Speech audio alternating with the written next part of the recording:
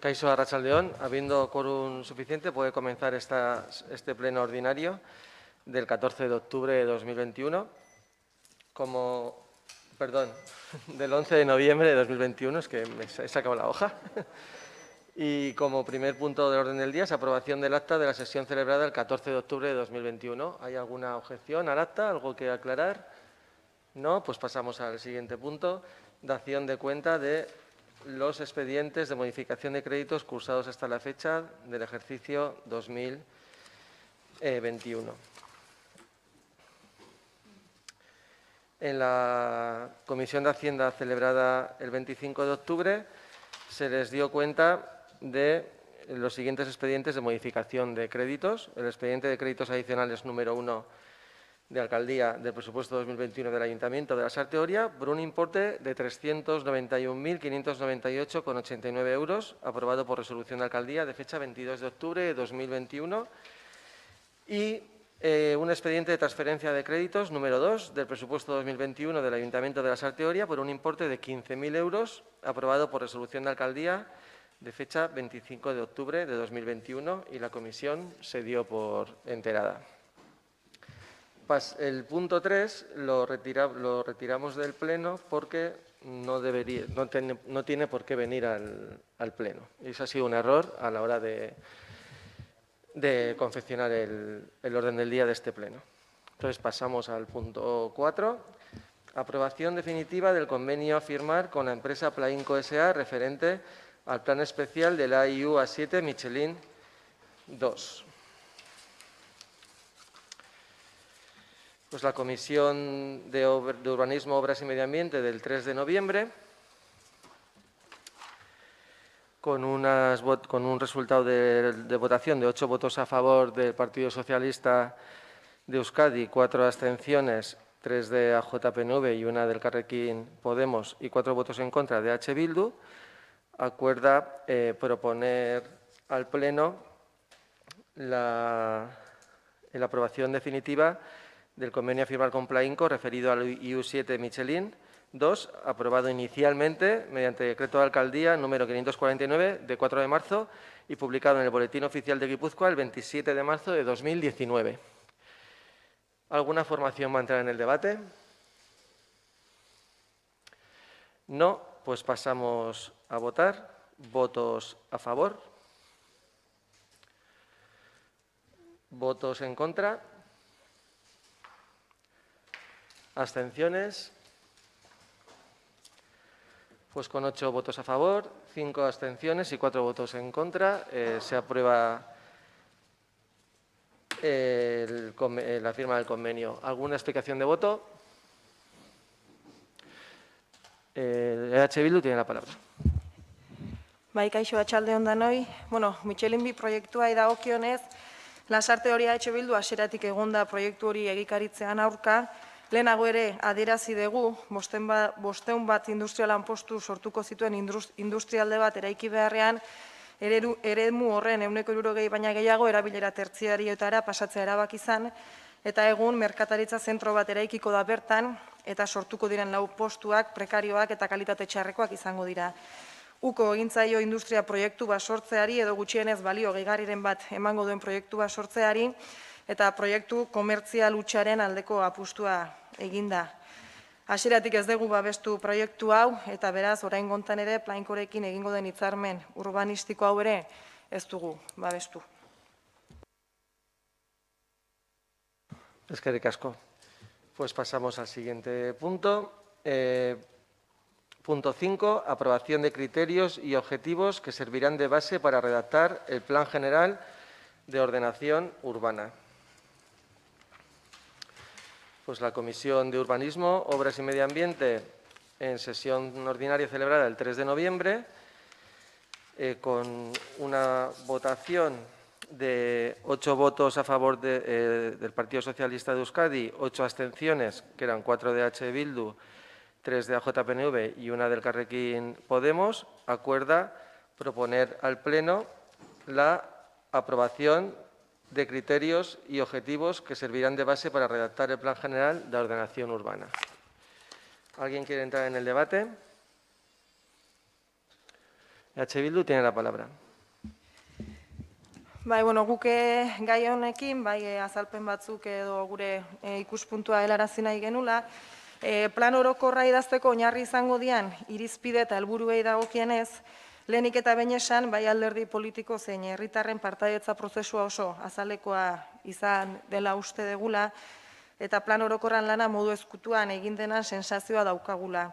Parte hartze prozesuan, iritikatek egindako parte hartze prozesuan herritarrek hainbat ekarpen eta proposamen egin arren, eta aurrerapen faseari herritar, elkarte, entitate eta alderdi politikoak iradokizunak egin dizkiogun arren, ez da pixuzko aldaketa ala irizpiderik txertatzeko asmorik agertu, eta beraz, gure ustean hasierako onarpenaren idazketa lanari ekiteko ez da herritarren parte hartzea nahikoa kontuan izan. Plan orokorra idazteko oinarri izango dian helburu eta irizpide orokorrekin bat gatozen arren, planaren hasierako onarpena idazteko abiapuntua izango den aurrerapen dokumentuan jasotzen denarekin gure desadostasuna. Adierazi nahi dugu, ez baititu gure hiri ereduan ezinbestekoak diren printzipioak edo printzipioetako batzuk jasotzen bintzat. Batetik, etxebizitza politika. Donostia jasaten ari den gentrifikazio eta turistifikazioa dela eta Lasarte horiako etxebizitza salmentak eta alokairu prezioak asko hasi dira. Hori dela eta udalak ahalik eta etxebizitza parke publikoa handiena sortu behar du. Modu horretan udalak merkatuko prezioak baldintzatzeko aukera izango lukeelako. Plan orokorrak horia gainen, herriaren periferian eta baliabide eta zerbitzurik gutxien duen eremu batean kokatuko ditu etxebizitza babestu asko. Beste aukera batzuk izan arren. Behar gehien dutenak baliabide gutxien eskaintzen dituen eremuetara bideratuko ditu. Etxebizitza sozial eta babestuak erdigunean kokatu behar direla uste dugu, eta kotxeraseko garapen urbanistikoak eta okendon dagoeneko eraikitako 39 etxebizitzek horretarako aukera eskaintzen digute. Eta gure ustez bertan kokatu behar dira etxebizitza sozialak. Plan orokorraren aurrerapenak hainbat lurzoru publikotan bizitegi erabilerako hirigintza jarduketak proposatzen ditu. Eta beraz, lur horietan babestutako etxebizitzen kopuruak ahalik eta handiena izan beharko luke. 100% albalitz. Alokairu sozialaren eskaintza handitu eta etxebizitza publikoen parkea handitu behar dira. Egun bizi dugun egoeran, Donostialdearen helburuak etxebizitza parkearen erdia publikoa izatea behar luke. Eta beraz, Lasarte horian gaur egun dugun 8% laukoiztea. Hartara gure ustean, hirigintza plan honek anbizio handiagoa beharko luke. Mugikortasunai dagokionez ere, mugikortasunak jasangarria behar du izan plan honen oinarria, eta horretarako oraingo ereduaren aurrean aldaketa argi bat ikusi behar da plan orokorraren egikaritzean. Ezin dugu egungo ereduarekin jarraitu. Oinezkoei lehentasun eman behar zaie, eta horretarako kale bizitza, naiz bertako merkataritzan, eragin positiboa izango luketen esku hartzeak behar ditugu. Adibidez, kale nagusia edo geltoki kalea oinezko bizikleta eta garraio publikoarentzat mugatzea serioski aztertu beharko litzateke. Autoen ordezko izango den bidegorri sare indartsua sortu behar da. Gure proposamenen artean, kale nagusian bidegorri ardatz zuzena eta auzoekin konexio egokiak daude. Udalerrian alde batetik bestera ibiltzeko modua aldatu beharra dago, eta eredu berriak egungo kotxeen lehentasun eredua ordezkatuz eta erabaki estrategikoak hartuz soilik lortu litezkela iruditzen zaigu. Halaber, udalerrez gaindiko mugikortasuna ere kontuan hartu behar dula iruditzen zaigu plan honek, eta nazional bata errepidea lurperatu eta trenbidea horiara luzatze eta lurperatzeko prozesua etorkizunean estrategikoak izan daitezkela uste dugu. Udalaren eskumenetatik kanpo geratzen den arren, eta badakigu hori hala dela, plan orokorra hausnarketa prozesu moduan tresna egokia da bi proiektu horien lanketa abiatu eta dagokion administrazioekin negoziatzen hasteko. Horrez gain, espazio libre eta ekipamenduen beharrari ere ez dio behar bezala erantzuten aurrerapen dokumentu honek, egun ditugun ekipamentuak txiki geratu dira herriak duen biztanle kopuruarentzat eta etorkizunean aurre ikusten den hazkundearentzat. Musika eskola, liburutegia eta bar. Behar hoiei erantzuteko proposamenik ez da zehazten aurrerapen dokumentuan. Halaber, herritarrek egindako iradokizun bat baino gehiagotan emakumeen etxea sortzearen behar aldarrikatu da eta iradokizun horiek baztertu egin dira. Udalak helburu hori ere bere egin behar duela uste dugu guk. Espazio libreen kasuan, herritarrentzat espazio libre eta berde gehiago eta egokiagoak eskaini beharko lituzke planak. Gure udalerriak hiri barnean gabezia nabarmena du, eta plan orokor honek atxobakarreko parkea erdira murriztea proposatzen du. Era berean, oraindik ez dago argi kotxeraseko eremuan espazio libreek zein dimentsio izango duten. Baina aurkezturiko aukeretan ez da ibai alboko pasealekua zabaltzen. Hartara gure proposamena orokorrean udalerrian egiturazko espazio libre eta berdeek presentzia handiagoa hartzea da. Eta zehazki kotxerasi dagokionez, parke berde eta autorik gabeko espazio libre egokiz hornitutako ekoauzo batean bilakatzea esaterako. Azkenik, jarduera ekonomikoa dagokionez, plan orokorrean Teresategi eta Michelin biko proiektua mantenduko dira eta lehen esan bezala bi proiektu horiek herriari ez dio onurarik ekarriko. Tokiarekiko inolako errotzerik izango ez duten, eta egun batetik bestera leku aldatu daitezkeen enpresa multinazionalen ezartzea eta horiei loturiko lanpostu prekarioak soilik. Hartara inguruko udalerriek, bai Usurbil edo Andoainek esaterako, Euskal Herrian errotutako enpresa kooperatibo industrialak erakartzen dituzte, eta Lasarte horiak berriz, tokiko merkataritzarentzako kaltegarriak diren Leroy Merlin edo antzeko low cost enpresak. Horregatik guztiagatik eta esan bezala, irizpide eta helburu orokorrekin bat gatozen arren, ez zaigu iruditzen aipatutako puntu horiei behar bezala erantzuten zaienik aurrerapen dokumentuan, eta hori izango da hasierako onarpena idazteko oinarria. Beraz horregatik ezezko bozka emango diogu puntu honi. Eskerrik asko. Zuri. ¿Alguien más va a intervenir en el debate? Pues pasamos a votar. Perdonad, ¿votos a favor?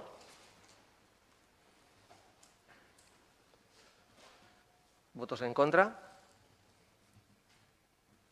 ¿Abstenciones? Pues con 11 votos a favor, 4 en contra y 2 abstenciones, se aprueba la ratificación de criterios y a partir de ahora, con esta ratificación de criterios, se empezará a desarrollar el Plan General de Ordenación Urbana. ¿Alguna explicación de voto? ¿No? Pues pasamos al siguiente punto. Punto 6, moción presentada por los grupos municipales EH Bildu, EAJ-PNV y Elkarrekin Podemos, relativa al caserío Zubillaga. Para su presentación tiene la palabra el señor Martín de EH Bildu. Eskerrik asko. Arratsalde on denoi. Bueno, esan dezun bezala, hiru taldeak aurkezturiko mozioak horrela esaten du. Uztaileko udalbatzarrean, naiz eta Zatareinen egiten ari diren lanetara tona handiko kamioen joan etorriak Zubillaga baserrian eragiten ari zaizkion kalteen inguruan luze jardun, udalbatzar honek ez zuen inolako erabakirik hartu. Oposiziotik aurkeztu genuen mozioaren inguruan. Ordutik ordea, Zubillaga baserriko bizilagunentzat gauzak ez dira aldatu. GI 38-32 errepidetik Zataraingo lanetara tona handiko kamioiak Foru Aldundiko bide azpiegituretako departamentuak emandako baimena baliatuz joan etorrian jarraitzen dute. Errepidean egindako kalteak konpondu gabe dirauten arren. Beraz, errepidean oinarriak eraikinean eragiten duen presioa baserria kaltetzen jarraitzen dute. Baserrian azpiko pixura ura sartzen da erruz, euria egiten duen bakoitzeko. Eta esan bezala, errepideak egiten duen presioaren ondorioz, eraikinean azalduriko zartadura eta austurak bere horretan diraute. Uztailean, Foru Aldundiko bide azpiegituretako departamentuko kudeaketa eta plangintzako zuzendari nagusia, Lasarte Horiako udal gobernuarekin izandako bileraren berri eman zitzaigun iraileko hirigintza batzordean. Alkatearen arabera, bilera hartan Foru Aldundiko ordezkariak Zubillaga baserriak dituen kalteen inguruan errepideak zerrikusirik ez duela defendatu zuen. Eta ondorioz, Foru Aldundiak erantzunkizunik duenik ukatu zuen. Uztailetik ona, Zubillaga baserriaren egoera larriari Foru Aldundiko bide azpiegituretako departamentutik konponbiderik eman nahi ez zaiola ikusirik, eraikinaren eta bertan biziren segurtasuna lehenetsiz, Lasarte Horiako EH Bildu, EAJ-PNV eta Elkarrekin Lasarte Horia Podemos udaltaldeek honako erabaki hauek onartzea eskatzen dugu. Lehenbizikoa. Lasarte Horiako udalak ikusirik alde batetik Gipuzkoako Foru Aldundiko bide azpiegituretako departamentuak Lasarte Oriako udal gobernuaren ordezkariekin uztailean izandako bilera batean Zubillaga baserrian GI 38-32 errepidean 15 tona gaindiko kamioen joan etorriak eragiten dizkion kalteen inguruan bere erantzunkizunei uko egiten jarraitzen duela eta beste aldetik Lasarte Oriako udalak Zataraingo garapenean duen ardura nagusia bere gain hartuta eta Zataraingo lanetara kamioen joan etorriak burutzeko GI 38-32 errepidean bide alternatibak eskaintzeko duen ezgaitasuna jakina izan da, udal batzar honek egiten dituen eskaerei Gipuzkoako Foru Aldundiko bide azpiegituretako departamentuak entzungor egiten jarraitu ezkero, Lasarte Oriako udalak Zubillaga baserria babesteko GI 38-32 errepidean egin behar diren lanak modu urgentean bere gain hartu ditzala eta berauek garatu ahal izateko egin beharreko izapideak burutu ditzala. Bigarrena, Gipuzkoako Foru Aldundiko bide azpiegituretako departamentuari Zubillaga baserria babesteko lanak burutu bitartean GI 38-32 errepidetik Zataraingo lanetara 15 tonaz gaindiko kamioiak joan etorrian ibiltzeko baimena bertan bera utzi dezala.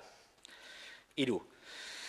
Zubillaga baserrian jasotako kalteak Zatarain urbanizazioko lanak burutzeko tona handiko kamioien joan etorrien ondorioz izanik, eta baserria babesteko egin behar diren lanak burutzen ez diren bitartean, Lasarte Oriako udalak Zataraingo lanak burutzeko baimena berrikustea.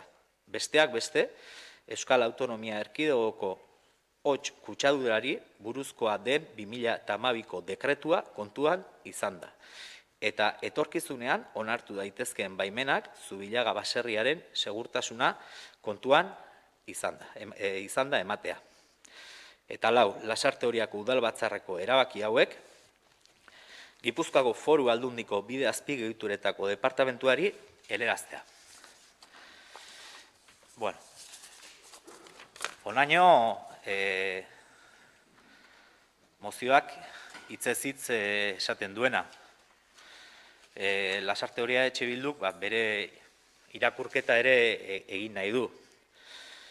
Eta, bueno, esan nahi dugu, Lasarte Oria Etxe Bilduk gaiaren inguruan dugun ikuspegia argia dela.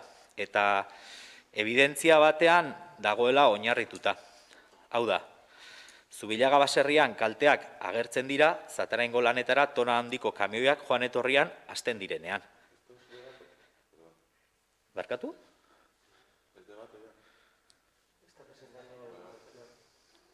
Está presentando una moción. Bueno, jarraitu egingo dut. Ez bali mazaizu importa. Horrela moztutzea ez dakit ba. Lo único que igual tiene razón el señor Mateos, porque esto es una moción que os representa a 3 partidos del Pleno y si entramos en el debate deberíamos ir en orden de menor a mayor. Ados nago, kontua da hitzanik daukadala eta aprobetxatu nahi detela ia bukatzeko eta gero gainontzekoak hartu ditzatela. Berdintzait nola egin. Aurreko mozio honetan bertan gauza bera gertatu zen eta bide berdinetik jodet. Baina que la otra también se presentó, los 3 puntos se presentaron. Zu ari zea plenoa gidatzen, zuk esan beharko dezu nola egin berdian gauzak. Que no pasa nada, sigue. Bueno. Alegia, eta berriz hasiko naiz. Lasarte Oria EH Bilduktik gaiaren inguruan dugun ikuspegia argia eta evidentzia batean dagoela oinarrituta esaten ari nintzen. Hau da, Zubillaga baserriaren kalteak agertzen dirala Zataraingo lanetara tona handiko kamioen joan etorriak hasten direnean. Aurretik, eraikinean ez zegoen arazorik. Evidentzia hau horrela izan da, Lasarte Oria EH Bildutik ez dugu eztabaida teknikoetan denbora galtzeko asmorik. Nahiago dugu sortu den arazoari konponbidea bilatzen saiatzea. Hau horrela, kaltearen erantzuleak zein diren ere argi daukagu. Eta oso argi daukagu erantzule nagusia Foru Aldundiko bide azpiegituretako departamentua dela. Eurak eman dute errepide horretatik tona handiko kamioiak joan etorrian ibiltzeko baimena. Eurak bai dira errepidearen jabeak. Eta beraz, eurak behar dute eragin den kaltea konpondu. Baina kontua da, Foru Aldundiko bidea azpiegituretako departamentuak euren ardurari uko egin diola. Eta horretarako, Zubillaga baserriko bizilagunak laberinto tekniko-administratibo batean sartu dituela. Gaur, udalbatzar hau baliatu nahi dugu, Foru Aldundiko bidea azpiegituretako arduradunen jarrera gaitzesteko. Ez da onargarria herritarrak horrelako indefentsio egoera batean uztea. Instituzioak ez lukete horrela jokatu behar. Baina errealitatea izan behar dugu kontuan. Eta Foru Aldundiko bidea azpiegituretako departamentuak euren erabakia hartua du. Lehen, esan bezala, sortu den egoeran, konponketak bilatzen saiatu behar dugu, edo nahi dugu. Eta bide horretan, begirada beste erantzule nagusirantz bideratu dugu. Hau da, Lasarte Oriako udala. Lasarte Oriako udala da Zataraingo planeamendua sortu eta onartu zuena. Bera da Zataraingo lanak sustatu dituena. Lanetarako kamioin joan etorriak arazoak sortu dituenean, udalak bide alternatiboak eskaintzeko ez du gaitasunik izan. Gauzak horrela, Lasarte Oriako udalak ezin du beste alde batera begiratu. Eta gure iritziz, arazoaren sortzaile nagusitakoa izanik, Lasarte Oriako EH Bilduk, EAJ eta Podemosekin batera aurkezturiko mozioren bidez, udal gobernuari eskatzen dio Zubillaga baserria babesteko lanak eta ardura bere gain hartu ditzala. Eskerrik asko. Eskerrik asko. ¿Alguien quiere entrar en el debate? La señora Alcorta tiene la palabra.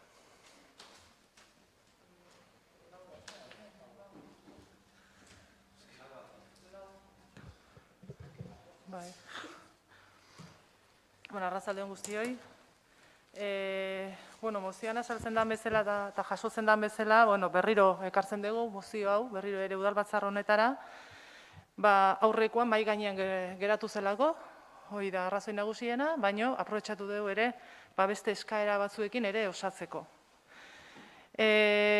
Aurreko mozioan gehien bat diputazioa enplazatzen genuen, ulertzen degulako eta jarraitzen degulako ulertzen diputazioa dela erantzule nagusiena, batez ere kamioien joan etorrien baimena diputazioa beak eman diolako eta errepidearen mantentze lanaren ardura beria dalako.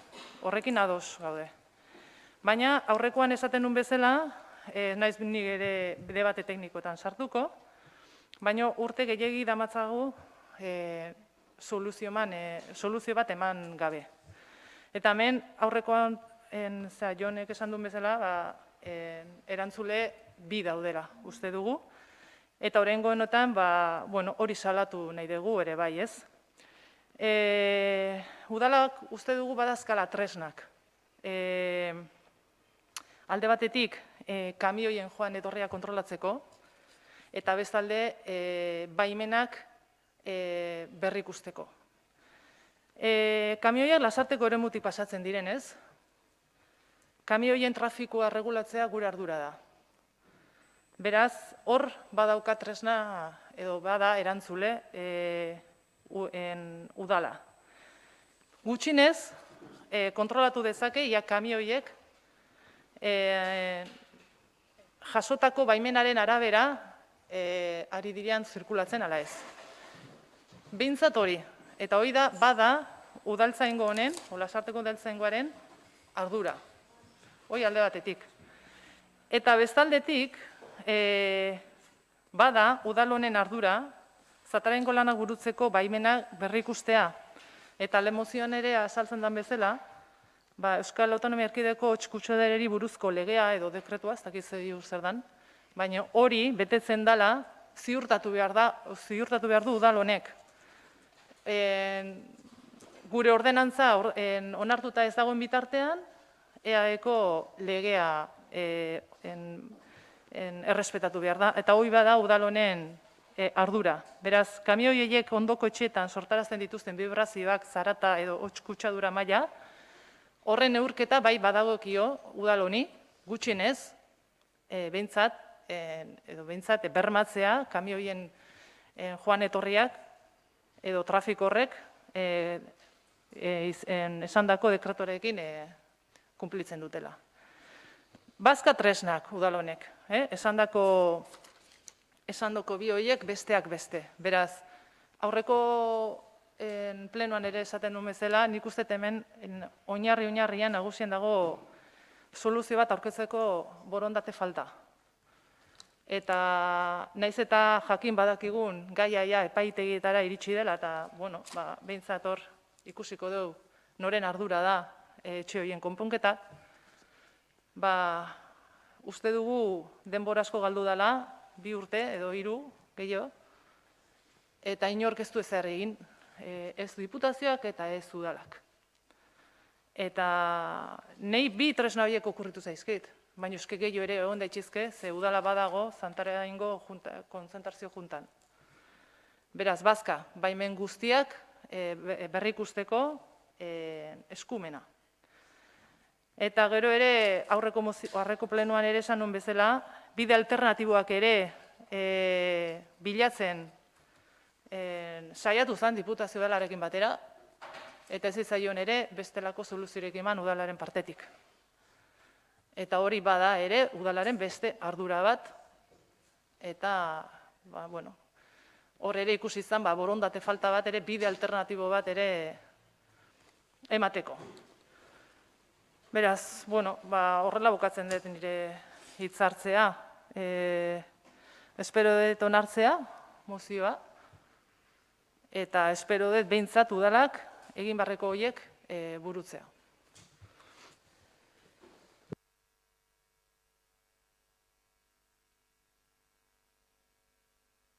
Eskerrik asko. ¿Hay alguna otra intervención? No, pues pasamos a votar. ¿Votos a favor? ¿Votos en contra? Pues con 9 votos a favor y 8 en contra se aprueba la moción. ¿Alguna explicación de voto? Señor Mateo, usted tiene la palabra. En este caso, el Grupo Socialista ha votado en contra de esta moción. Dame el micro, las prisas. El Grupo Socialista ha votado en contra de esta moción por diversas razones. Es un tema que ya se ha debatido ampliamente en este Pleno y creemos que esta moción no se ajusta a la realidad de los hechos y carece de una reflexión seria y responsable. En primer lugar, nos mostramos contrarios a esta moción porque pide la revisión de una licencia de obra del desarrollo de un ámbito sin plantearse cuál sería el procedimiento a seguir ni las consecuencias de dicha revisión. Para empezar, el Ayuntamiento no puede iniciar la revisión de una licencia sin tener unas causas objetivas y justificadas para hacerlo. El procedimiento, que exigiría ir a los tribunales y no es un simple decreto de alcaldía, no nos eximiría de tener que asumir indemnizaciones millonarias por el lucro cesante del promotor. Además de no tener en cuenta estas indemnizaciones, no se tienen en cuenta los graves perjuicios sociales que tendría paralizar un ámbito en el que fundamentalmente queda por construir 72 viviendas de VPO. Viviendas muy necesarias para la ciudadanía de la Sarte Oria, como creo que toda la corporación estará de acuerdo. Además, se nos pide algo claramente ilegal: actuar en una carretera competencia de Diputación Foral de Guipúzcoa, con recursos municipales. Una actuación que nos obligaría a destinar fondos de los y las lasarteoriatarras para una obra no justificada, porque, de acuerdo con los informes técnicos de la propia Diputación, tanto internos como externos, el tránsito de camiones no es perjudicial para el caserío y no afecta tan siquiera a la carretera. Pero para terminar, debemos decirles que ustedes llegan tarde, porque la obra de drenaje en dicha carretera ya ha sido adjudicada por la Diputación y ya han comenzado las mediciones por parte de la empresa adjudicataria. Una vez que la Diputación Foral haga la obra de la que es competente, el Ayuntamiento de la Sarte Oria procederá a solventar la entrada de agua a la canalización de la iluminación de la zona. Eskerrik asko. Muchas gracias. Pasamos al punto 7, ruegos y preguntas. ¿Hay alguna formación que hace ruegos y preguntas? El señor Martín tiene la palabra.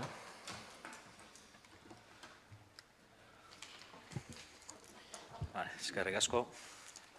Bueno, lehendik ere gai hau atera izan dugu.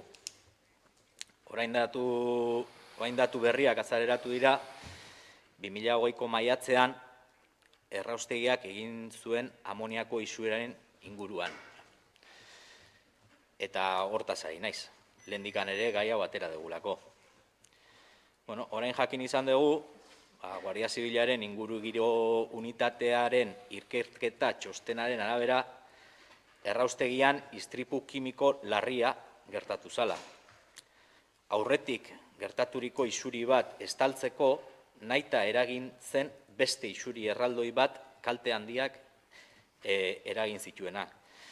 Honez gain, agerian geratu da GHKak ez duela egia esan. Alegia, amoniako edukiontzi horiek, erraustegiko amoniako edukiontziak, euri urak isurtzeko sarearekin konektaturik daudela. Istripua pasa eta gutxira, amoniako edukiontzi horien inguruan GHKak esan zuenaren kontrakoa. Ta kontua da, erraustegiko arduradunen jokabideak asko kezkatzen gaituela. Alegia, isuriak estali, nahi izateak edota gezurrak esatea asko kezkatzen gaituela. Horrelakoteaz ezin garelako fio. Lehendik ere, herritarrak istripu baten aurrean babesteko planen inguruan galdetu genuen. Argi geratu zen, herritarrak babesteko planik ez dela existitzen. Udalak egindako galderei erantzunez, erraustegia beraren arrisku protokoloen inguruan jaso baitituzue erantzunak. Eta ez, erraustegiko eremuan bizi garenon segurtasuna bermatzeko protokoloen inguruan. Eta hau horrela izenik, erregu bat egin nahiko genuke. Alegia, erraustegian izan liteken istripu, isuri edota sortu litezkeen arrisku egoeren aurrean, herritarren segurtasuna bermatzeko protokolo bat osatzea, eskatzea Eusko Jaurlaritzan dagokion departamentuan. Eskerrik asko. ¿Alguna más? ¿Alguna pregunta más? ¿No? Pues así lo haremos, instaremos, es el ruego que recogemos y lo analizaremos y veremos si es el Gobierno vasco el que tiene que realizar ese protocolo o es el propio municipio de Donosti el que tiene que hacerlo y quién es el responsable de ello. Desde luego, lo que yo sí que creo es que yo espero que se sancione a quien haya que sancionar por un vertido que has dicho, John, en un momento accidente, pero creo también has dicho intencionado, con lo cual algo intencionado no es un accidente. Así que si era... Argitzeko bakarrikan, txostenak dio. Ingurugiro unitatean txostenak kalifikatzen du akzidente kimiko grabe. Kontua da, hori gertatu zala, isuria gertatu zen, isuri bat, eta hori estaltzeko tonak litro bota zituzten intentzionatuta. Pues vamos, que yo espero también que sancionen a quien tenga que sancionar, a la propia incineradora, y que corrija ese tipo de actuaciones. Espero que sea así. Bueno, muchas gracias a todos y ahora sí, acaba el pleno, pero como veo que hay público, si alguien del público quiere hacer alguna pregunta, ¿no? Pues finaliza el pleno. Eskerrik asko.